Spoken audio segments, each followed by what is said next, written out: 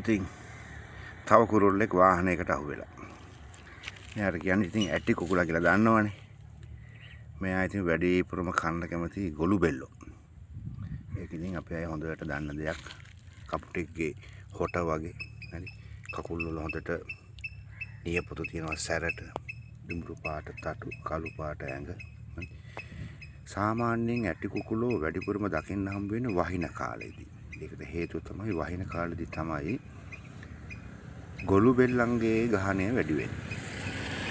සහ වෙනත් පාංශු ජීවීන්ගේ ගහණය වැඩි වෙන්නේ. අන්න ඒ නිසා තමයි ඒ වහින කාලවලදී ඇටි කුකුලෝ වෙනත් ප්‍රදේශයක ඉඳලා වහින ප්‍රදේශවලට එන්නේ.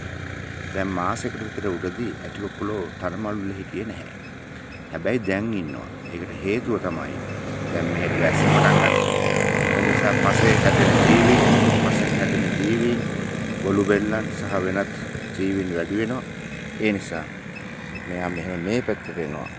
හැබැයි මහපාර දිගේ මෙයා හොප් කරගෙන යනකොට පැන යනකොට සමහර වෙලාවට වෙලා නැරෙනවා.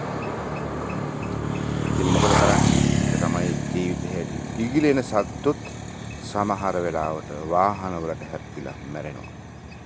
කරුමය අන්න එහෙම තමයි.